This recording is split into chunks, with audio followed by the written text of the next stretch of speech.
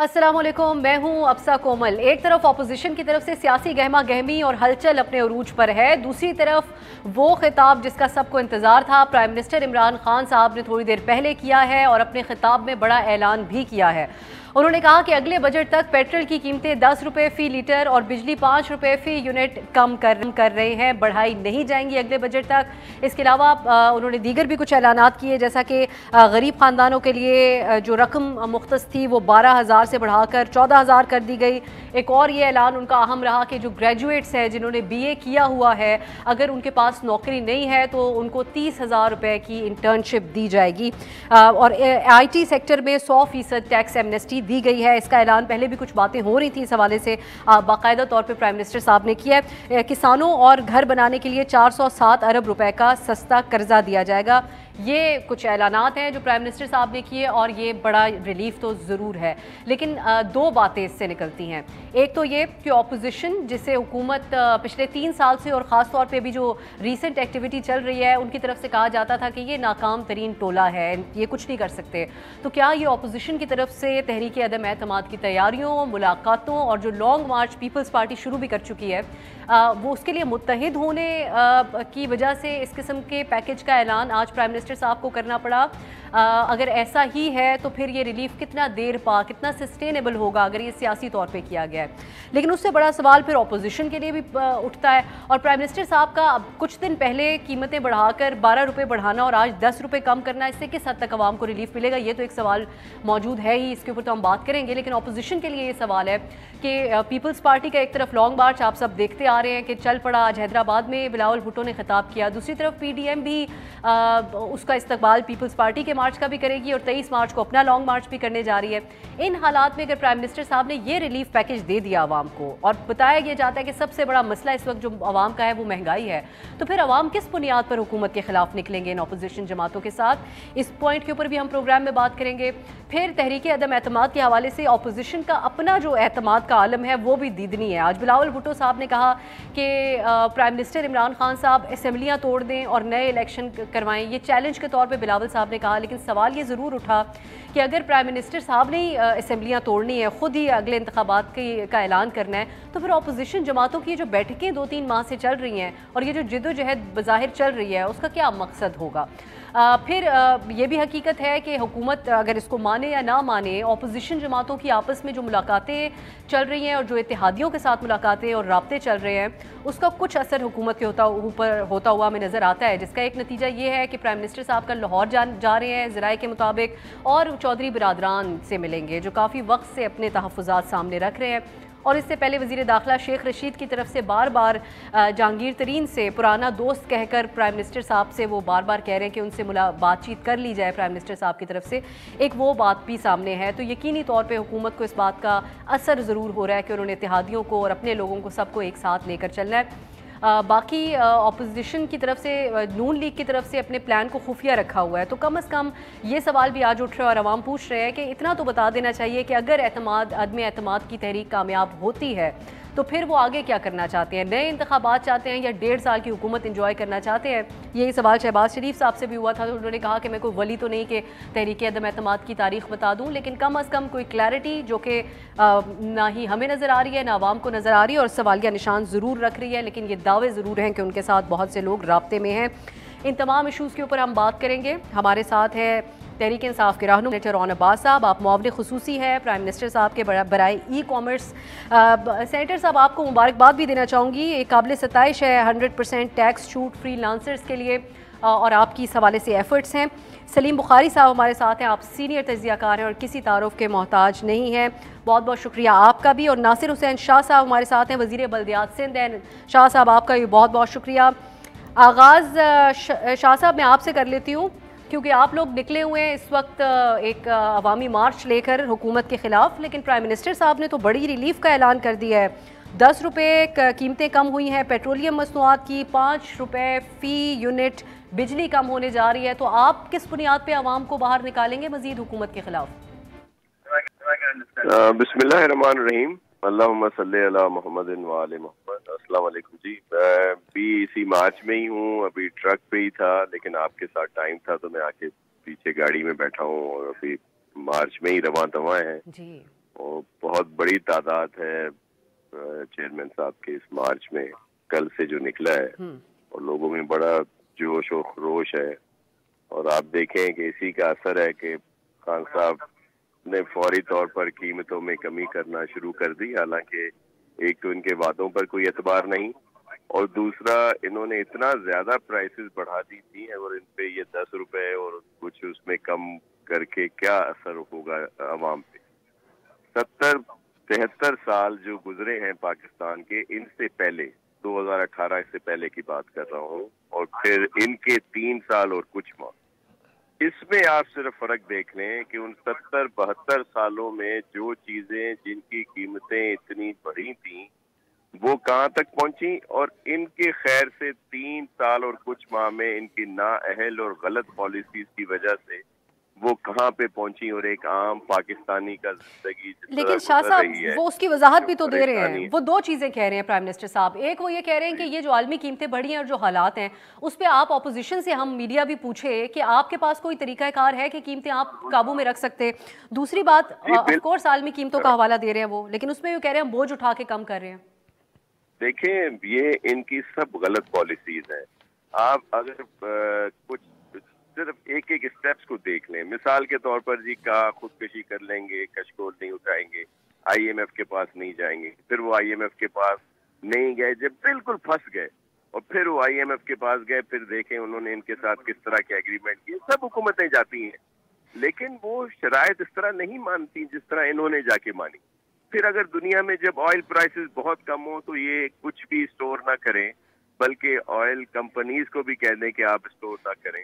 फिर एलएनजी जो सबको पता है कि जी ये सर्दियों में कम आती है, उसके सही तरीके से एग्रीमेंट ना करें।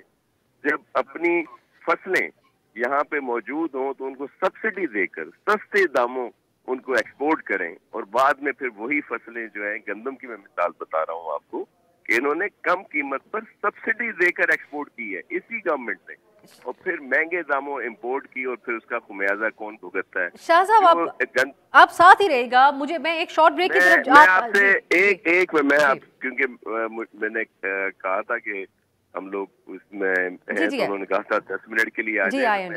इस वजह से सिर्फ आया हूँ, अगर बाद में फिर दोबारा कॉल कर लीजिए। चलिए फिर क्विकली शाह साहब, मुझे चलिए हम दोबारा आपको गाड़ी बंद करके बैठा हुआ हूँ, आपको आवाजें अप्रिशिएट योर टाइम। शाह साहब बहुत शुक्रिया आपका, खास तौर पे आपने इस अपने मार्च के दौरान हमारे लिए टाइम निकाला। लेकिन एक ब्रेक की तरफ जाते हैं। अगर शाह साहब हमारे साथ ही रहे और हम दोबारा उनसे रब्ता करें तो फिर पूछेंगे कि बिलावल साहब को नौबत क्यों पेश आ गई कि आज वो प्राइम मिनिस्टर साहब से मुतालबा कर रहे हैं कि वो खुद ही असेंबलियाँ तहलील कर दें, तो क्या इनके पास भी कुछ है। एक ब्रेक के बाद फिर हुकूमत से भी सवाल करेंगे और सलीम बुखारी साहब से उनका तज्जिया भी हासिल करेंगे।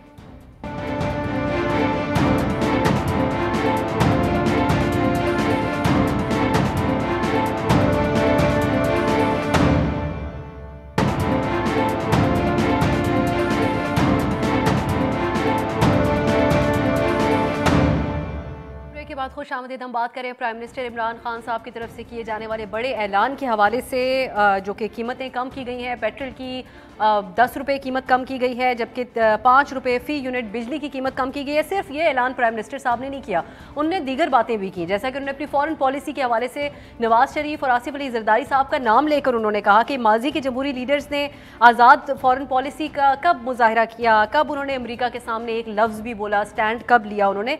इस किस्म की दीगर बातें भी उन्होंने की है, इसका भी जिक्र कोशिश करेंगे प्रोग्राम में रहे। लेकिन ये कीमतों के हवाले से जो बात है इसको भी हमने मौजू बनाया हुआ है। तारिक फजल चौधरी साहब ने स्टूडियो में मुझे ज्वाइन कर लिया, आपको वेलकम कहूँगी। सेनेटर ऑन साहब, आपसे मैं वही सवाल कर लेती हूँ जो अभी ऑपोजिशन की तरफ से भी उठ जाएगा। इस वक्त ख्याल क्यों आया, पहले प्राइम मिनिस्टर साहब की वॉशी टीम कहाँ थी? 16 फरवरी को 12 रुपये बढ़ाए गए पेट्रोलियम मसनूआत की कीमतें, आज 28 फरवरी है, 10 रुपये कम कर दिए गए, क्या वजह बनी है इसकी? देखिए, मेरे ख्याल में तो उसको अप्रिशिएट करना चाहिए।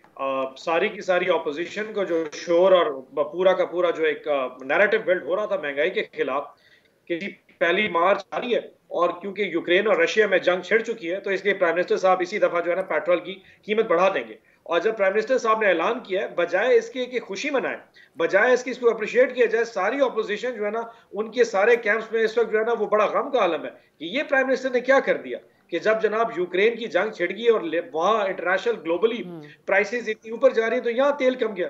मेरे ख्याल में जो नैरेटिव ऑपोजिशन का था और वो जो एक मार्च आ रहा है, बल्कि मार्च तो खैर कहना उसको शर्मिंदगी होगी कि वो जो 10 गाड़ियों का काफिला आ रहा है और सिर्फ वो एक बच्चा वहां पे खिताब कर देता है, आई थिंक उनके लिए भी लम्हा फिक्रिया होगा कि जी अब तो कोई पॉइंट ही नहीं बचा। और वेरी फ्रैंकली आज को जो खिताब था वो सिर्फ पेट्रोल के हवाले से नहीं था। अगर आप टोटल नैरेटिव देखें, क्योंकि मैं इस वक्त ई कॉमर्स को देख रहा हूं, प्राइम मिनिस्टर साहब के जो 3 इनिशिएटिव उन्होंने किए वो तो बहुत फार रीचिंग हो सकते हैं। यानी कि आपकी आईटी और आईटी के एनेबल्ड सर्विसेज पे जितनी रेमिटेंसेज हैं उस पे विदहोल्डिंग टैक्स 0% कर दिया गया है।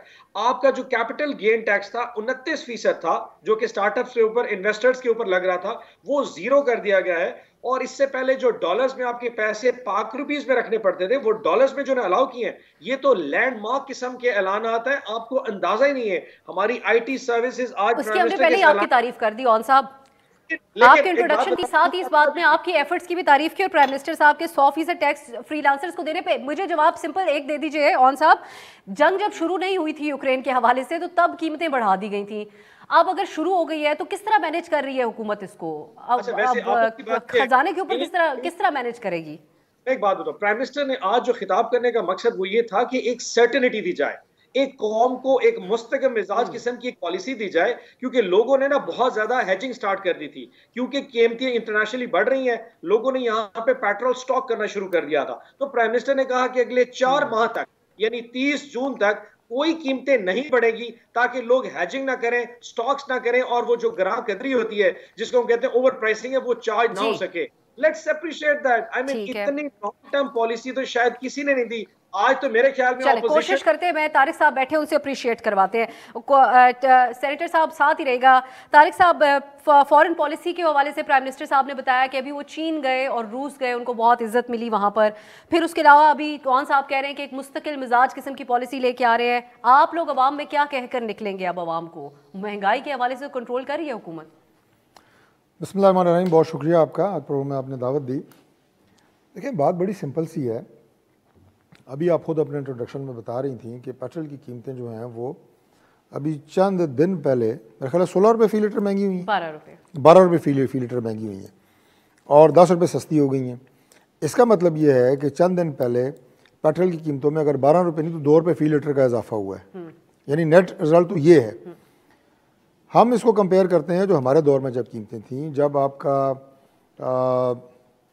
आलमी मंडी में $100 से ज़्यादा पे था पर बैरल, उस वक्त भी पाकिस्तान में पेट्रोल की कीमतें 105-110 रुपये पर लीटर से ज़्यादा नहीं थी।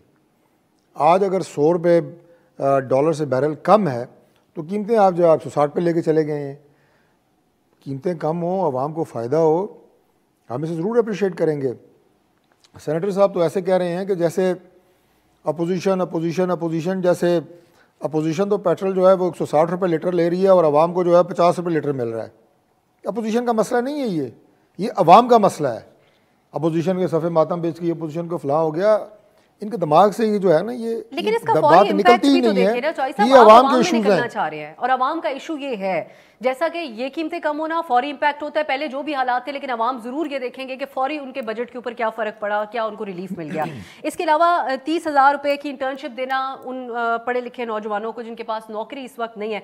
अब वो सवाल अगर आप उठाएं कि इन्होंने कितनी ज़्यादा नौकरियां देनी थी, which is an other thing, लेकिन जब आप लोग बाहर निकलने लगे हैं, प्राइम मिनिस्टर साहब ने ये रिलीफ दे दिया, तो आप लोगों को उम्मीद है कि अवाम निकलेंगे आपके साथ और सपोर्ट करेंगे आपके। बात यह है कि अवाम के जो मसाइल हैं अगर वो हल होंगे तो अवाम यकीनन खुश होंगे। वो किसी की भी हुकूमत होगी, ये तो एक आप ये कहें कि ये तो मुसद्दक़ा एक हकीकत है। लेकिन ये जो आप ये कहें कि एक दो ऐसे कॉस्मेटिक्स करने से, कॉस्मेटिक सर्जरी आप समझती हैं ना, प्लास्टिक सर्जरी करने से ना इंसान की उम्र बदलती है, ना उसको जो बीमारियां होती हैं वो ठीक होती हैं। सही, ऐसे शक्ल थोड़ी सी सीधी हो जाती है, वो भी पूरी नहीं होती। मैं आखिरी बात मैं अर्ज़ कर दूँ कि जितना आपने बिजली बढ़ाई, जितना आपने गैस बढ़ाए, जितने आपने आटा, चीनी, दालें, सब्ज़ी, हर चीज़ के ऊपर होश रुपया इजाफा हुआ है। अगर 12 रुपये बढ़ा के कीमत 10 रुपये आपने कम कर दिया और आप ये समझते हैं कि आज हमने बहुत बड़ा कोई तीर मार लिया है और अवाम की ज़िंदगी में इनकलाब आ गया, तो ये नहीं आएगा। ठीक हो गया। और फिर आखिरी बात ये कि ये आपने किया कैसे, जो आपने बेसिक सवाल किया था उसका जवाब सेनेटर साहब ने नहीं दिया। किया इसलिए है कि आज इस स्टेज पे इनके इत्तेहादी इनके मुंह पे ये कह रहे हैं कि आप एक नाकाम हुकूमत हैं और एक नालायक हुकूमत है और हम आपके साथ नहीं चलेंगे। इनके अपने मेंबरान असेंबली पार्लियामेंट के अंदर मैं खड़े आती होकर हूँ, which is a separate topic में आती हूँ कि आपके लोगों ने अवाम का जीना मुझे दोबर आपको कर शायद दिया है। सीक्रेट पता है वो किस तरह मैनेज कर रहे हैं। सलीम बुखारी साहब, माजरत इंतजार के लिए, अब मैं चाहती थी हुकूमत का और अपोजिशन का मौक़िफ़ आए ताकि आपका तबसरा, अब केस आपके पास है, ये कितना अहम है, रिलीफ जिसका प्राइम मिनिस्टर साहब ने, इसका असल में कोई फ़ायदा होगा अवामी सेंटिमेंट के हवाले से भी और उनकी ज़िंदगियों के हवाले से भी, और ख़ुद प्राइम मिनिस्टर साहब की ये अदम एतमाद के हवाले से साख बचाने के लिए इत्तेहादियों की हद तक कैसा साबित होगा? ये तो सवालात की बछाड़ कर दी आपने। मैं कोशिश करता हूँ अपनी बसात पर इसका जवाब देने की। देखिए, गुजारिश ये है कि हम सिर्फ ये 10 रुपए और 12 रुपए के चक्कर में पड़े हुए हैं। हमें तो थोड़ा सा ये देखना चाहिए कि बजट के बाद से कितनी दफ़ा पेट्रोल में इजाफा हुआ है, और वो अगर आप निकालते हैं तो ये बात कहीं 40-50 से ऊपर जाती है। तो उसमें से 10 रुपए का रिलीफ अगर मिल जाएगा तो आप खुद ही सोच लीजिए कि एक दफ़ा पेट्रोल की कीमत बढ़े और कीमतों में इजाफा हो जाए, वो कभी आज तक वापस नहीं गया। पाकिस्तान की तारीख उठा के देख लीजिए, चाहे वो किराए बढ़ने से हो, चाहे वो खुर्दोनोश की चीज़ें के महंगे होने से हो, चाहे आटा, तेल, दाल, चीनी, नाम लें, जिस चीज़ की कीमत बढ़ जाए, मुझे बताइए कभी वापस गई है वो? आपका ख्याल ये है कि 10 रुपये जो पेट्रोल की कीमत कम हुई है, इससे आटा जो है 20 रुपये सस्ता हो जाएगा? पता नहीं हम कौन सी दुनिया में रहते हैं। एक बात तो ये है। दूसरी बात यह है कि यकीनी तौर पर प्राइम मिनिस्टर साहब की ये ख्वाहिश भी थी और ये प्लान भी है कि वो डिफ्यूज़ कर सके वो प्रेशर जो पीपल्स पार्टी 27 फरवरी को और पीडीएम 23 मार्च को बनाना चाहती हैं। यकीनी तौर पे उस एतबार से अगर देखा जाए तो इट्स ए स्मार्ट मूव। लेकिन अगर आपका ख्याल ये है कि इससे कोई बहुत बड़ा इनकलाब आने जा रहा है और कीमतें जो है वो ज़मीन पर गिर जाएंगी अचानक, तो ऐसा मेरे ख्याल से सोचना भी हमाकत के अलावा और कुछ नहीं है। दूसरी बात यह है कि प्राइम मिनिस्टर साहब का आज के जो बयानात में से जो ऐलानात हैं उनके ऊपर ज़रा गौर कर लेते हैं। पेट्रोल का तो मेरे भाइयों ने सबने डिस्कस करके तय कर लिया। अब आ जाइए 30,000 रुपये की इंटर्नशिप। 20,000 रुपये की नौकरी तो नौजवान को मिल नहीं रही है क्योंकि नौकरियां है नहीं, तो ये इंटर्नशिप कहाँ से आएगी? ये कौन देगा? ये कौन सी कंपनियां देंगी? तो मुझे तो ये लगता है ये सिर्फ ये बिल्कुल कॉस्मेटिक है। यानी जहां 20,000 रुपए की नौकरी एमए पास और पीएचडी को ना मिले, आपको याद नहीं वो केपीके में क्या हुआ? एक पीएचडी किया हुआ, एमएससी किया हुआ बंदा जो खाकरोब है, वो कौन सी इंटर्नशिप्स आएंगी भाई? जब जॉब नहीं है तो इंटर्नशिप कैसे आएंगी? इंटर्नशिप तब होती है जब जॉब रखे हो और आप लोगों को ट्रेन करना चाहते हो। तो एक बात तो ये है। दूसरी बात ये है कि आईटी वाला मामला यकीनी तौर पे बहुत बड़ा कदम है, इसलिए कि आईटी फ्यूचर है। तो मैं किसी सूरत भी प्राइम मिनिस्टर साहब की जो यानी रिलीफ पैकेज है उसको अंडरमाइन करना नहीं चाहता हूँ, लेकिन मेरे ख्याल से ये मामला इससे बहुत ज़्यादा है। जैसा मैंने आपको कहा कि 160 रुपये जो आज पेट्रोल है ये इनहेरिट किया था पीटीआई की गवर्नमेंट ने 86 रुपीज़ पर लीटर, डॉलर किया था 106 रुपये पर लीटर, और अब आप इनकी कीमतों को अंदाज़ा लगा के देख लीजिए कि आदमी के साथ हुआ क्या है। ये 10 रुपये का मामला नहीं है। इसके लिए किस किस्म की स्ट्रेटजी की, किस किस्म की एफर्ट की, किस किस्म की पॉलिसी मेकिंग की ज़रूरत है। मेरे ख्याल से प्राइम मिनिस्टर साहब इसके ऊपर ज़रूर फोकस करेंगे और उनको फोकस करना चाहिए। आने वाले दिनों में सूरत हाल बेहतर होने नहीं जा रही है, चाहे वो इंटरनेशनल मंडी में तेल की कीमतें हों या जो भी कुछ हो, सूरत हाल और गंभीर होनी है। लिहाजा प्राइम मिनिस्टर साहब के ऊपर ओनस ये है कि वो एंटिसिपेट करके ऐसी पॉलिसी बनाएं कि लोगों की चीखें निकलनी बंद हों, क्योंकि पीपल्स पार्टी के जुलूस में लोग आए या ना आए, पीडीएम का जलसा कामयाब हो या ना हो, मैंने ये मंजरनामा देखा हुआ है कि लोग जब बिजली के बिलों से तंग आते थे तो वापडा के दफ्तर जला देते थे। क्या आपको याद नहीं है?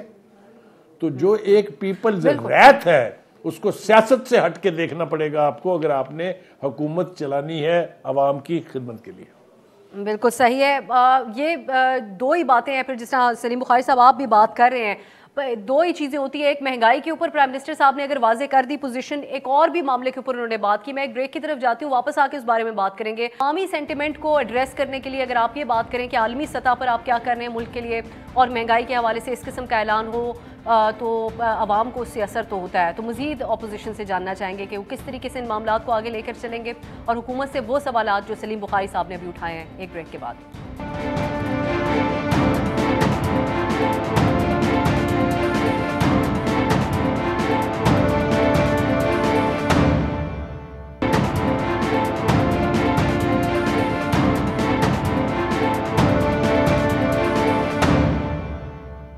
ब्रेक के बाद खुशामदीद। हम बात करें प्राइम मिनिस्टर साहब के आज कौम से खिताब के हवाले से। तारिक फजल चौधरी साहब, अब आपसे सवाल ये कि एक तो प्राइम मिनिस्टर साहब ने कीमतें कम की, उसके अलावा भी उनका ये बड़ा स्मार्ट मूव रहा ये खिताब करना। आज उन्होंने कहा कि माजी के जो जमहूरी लीडर्स थे, नवाज शरीफ साहब का नाम लिया, जरदारी साहब का, कि इन्होंने अमरीकी पॉलिसी, फॉरेन पॉलिसी को आज़ाद नहीं रखा, अमरीका को ये स्टैंड नहीं लिया अमरीका के सामने। जरदारी साहब का हवाला देकर उन्होंने यहाँ तक कहा कि एक बैनुल अक़वामी सहाफ़ी को इंटरव्यू देते हुए उन्होंने कहा कोलेट्रल डैमेज से हमें कोई फ़र्क नहीं पड़ता।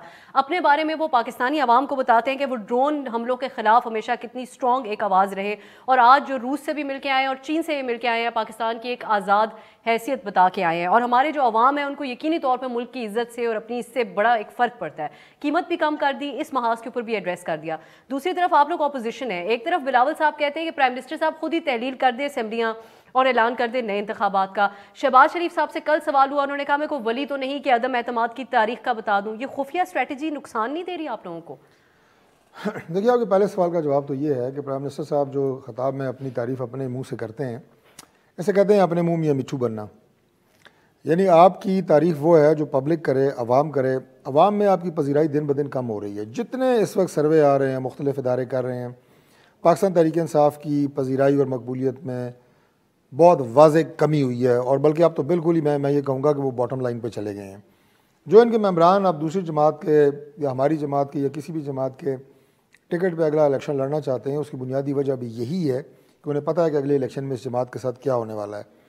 तीसरी बात यह है जी कि खारजा पॉलिसी और फलां चीज़ें जितनी भी उन्होंने गिनवाई और अपनी तारीफ़ की उन्होंने, आप सिर्फ जो अभी उनका रशिया का दौरा था इसमें देख लें कि एक मुल्क का प्राइम मिनिस्टर रशिया में बैठा, मॉस्को में बैठा हुआ है, और रूस जो है वो दूसरे मुल्क पे जो है वो जारियत कर रहा है।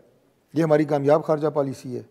लोग हंसे हैं हमारे ऊपर कि आप लोगों को इतना पता नहीं था कि आप कि कितनी बॉर्डर एस्केलेशन वहाँ पे हुई है यूक्रेन में। मतलब ये हमारी खारजा पॉलिसी की कोई बहुत अच्छी मिसाल नहीं थी। ये अफसोस की बात है। मैं प्राइम मिनिस्टर को नहीं, आपकी मिनिस्ट्री ऑफ फॉरेन अफेयर्स को देखना चाहिए था।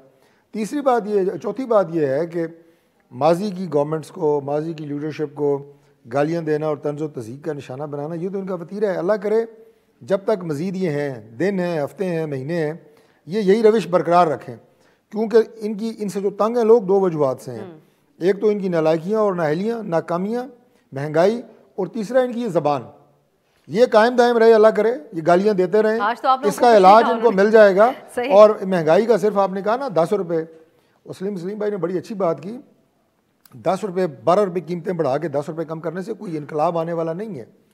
और बाकी जो आपने अदम एतमाद की तहरीक की बात की, ये जो आप ये कहें कि जैसे कहते हैं ना ऑप्टिक्स ठीक करने के लिए कॉस्मेटिक्स सर्जरी कर रहे हैं, पहले मैंने लफ्ज़ इस्तेमाल किया, आखिरी बात कर रहा हूँ तहरीक अदम एतमाद की आपने पूछा था।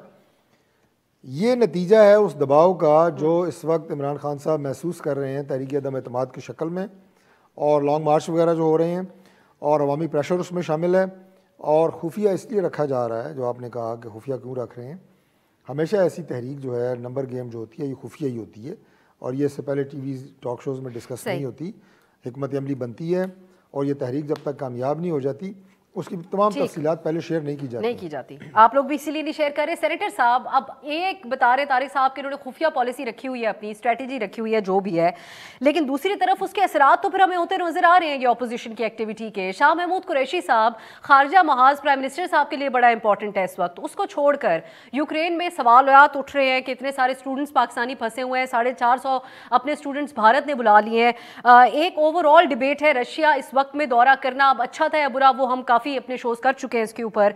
इसमें शाह महमूद साहब का सिंध पहुंच जाना, मुकाबला करने के लिए पीपल्स पार्टी का, खुद प्राइम मिनिस्टर साहब के बारे में खबरें हैं कि कल वो पंजाब जा रहे हैं, वो मुलाकात करेंगे चौधरी बरादरान से भी, तरीन साहब से रब्ता करने के लिए बार बार शेख रशीद साहब ऑन रिकॉर्ड आके प्राइम मिनिस्टर साहब को कह रहे हैं। तो यकीनन आप घबरा तो रहे हैं। ये तमाम चीज़ें, इनमें कहीं ना कहीं बैक ऑफ द माइंड में ये चीज़ तो शामिल है कि ऑपोजिशन को किसी तरह खामोश कराना है अपने फैसले करके।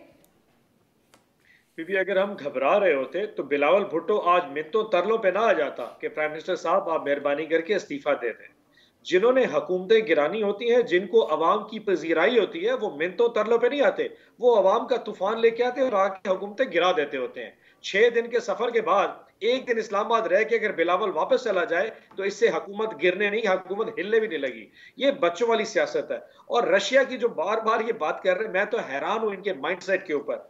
यानी कि आपकी एक कमिटमेंट थी पिछले 1-1.5 माह से, आपने रशिया जाना है, आप रशिया गए, आपने दुनिया को अपनी स्पाइन दिखाई है, आपने दुनिया को अपनी इंडिपेंडेंट फॉरेन पॉलिसी का मुजाहरा करके दिखाया है। आजकल इंडिया ने सिक्योरिटी काउंसिल में एब्सटेन किया है, सिक्योरिटी काउंसिल में रशिया के खिलाफ वोट देने को, और आप उससे पहले स्ट्राइक आउट करके आगे। इससे बेहतर फॉरेन पॉलिसी हो क्या सकती है? हर मतलब अमेरिका इंडिया को आपके ऊपर चुन चुका है। आपने इस दफा रशिया के साथ जाके जो एक फॉरेन डिप्लोमेटिक फ्रंट के ऊपर जो कामयाबी हासिल की है, इनकी तो दिमाग शायद इसको एब्जॉर्ब ही नहीं कर सकते। इसमें क्योंकि रज़ाक दाऊद साहब आज आके कह गए कि ट्रेड मिनिस्टर रशियंस का था ही नहीं वहां पे, वो इटसेल्फ एक अलग डिबेट है और हम इस पे बड़े प्रोग्राम कर चुके हैं, प्रोज एंड कॉन्स के। लास्ट मोमेंट हमारे पास कोई ऑप्शन नहीं था। और साहब मेरे सवाल का ये जरूर जवाब दीजिएगा कि प्राइम मिनिस्टर साहब को अब क्यों याद आ रहा है काफ लीग के चौधरी परवेज इलाही चौधरी बिरादरान से मुलाकात करना? मैं उसका जवाब दे रहा हूं, लेकिन आपको ये बता, प्राइम मिनिस्टर जरदारी साहब का कहा ना, उनका पॉइंट बड़ा क्लियर था। आप देखिए यूक्रेन के साथ क्या हो रहा है कि यूक्रेन में जो अपनी वो इंडिपेंडेंट फॉरेन पॉलिसी खत्म कर चुका था, आज बर्बाद हो गया। रशिया के ऊपर जब सैंक्शन लगी हैं तो वो बड़े बड़े लोग जिनकी जायदादें बर्तानिया में थी, आज रशिया पांव घुटने पे आ जाएगा, क्योंकि उनके जो बड़े सेठ और सनतकार और वो जो पॉलिटिशियंस हैं जो अपनी जायदादें मुल्क से पार रखते हैं, वो रशिया को घुटने पे टेकने पे मजबूर कर देंगे। तो प्राइम मिनिस्टर ये कह रहे थे कि अगर आपने जिंदगी में फैसला करना हो कि किस शख्स ने इस मुल्क के ऊपर हुकूमत करनी है, याद रखिएगा जिसकी जायदाद मुल्क से बाहर होगी वो तो ठीक है कर जाएगा। कौन साहब प्राइम मिनिस्टर साहब ने भी ये बात की, लेकिन रूस IMF और फैटिफ के मामलात में किस हद तक है इंडिपेंडेंट है और कितनी आजाद पॉलिसी आज तक पाकिस्तान की क्यों नहीं बन सकी? वो इटसेल्फ पहले आपका अमेरिका कौन सा वो इटसेल्फ फॉरेन पॉलिसी इटसेल्फ एक डिबेट है, लेकिन आपने क्योंकि तारिक फजल साहब ने आपके ऊपर तनकीद किया, जवाब दिया, वो जरूरी था। लेकिन एक ब्रेक की तरफ जाएंगे, मैं वापस आपसे आकर यही पूछूंगी कि प्राइम मिनिस्टर साहब को अब क्यों याद आ रही है ये मुलाकात? जुमला मैं कह दूं, सेनेटर साहब ने बड़ी जज्बाती बातें की हैं।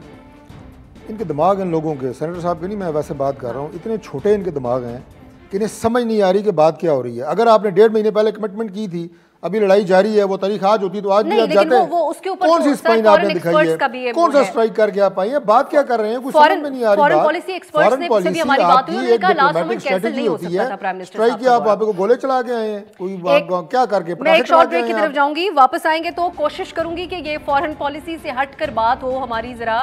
प्राइम मिनिस्टर साहब अब जो कल मुलाकात करने जा रहे हैं और ऑपोजिशन कर क्या सकती है, कुछ वाजे नहीं है। एक ब्रेक के बाद